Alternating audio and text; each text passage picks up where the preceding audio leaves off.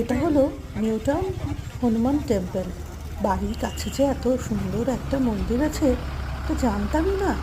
শুধু এখানে হনুমানজি নেই, শ্যাম বাবা আছেন, মা আছেন, আরও কত ঠাকুর আছেন, শিব আছে, জগন্নাথ আছে, সবাই আছে। একসাথে সব দেবতাকে পেতে গেলে এখানে একবার আসতেই হবে। আসুন না, একবার ঘুরে দেখে যান।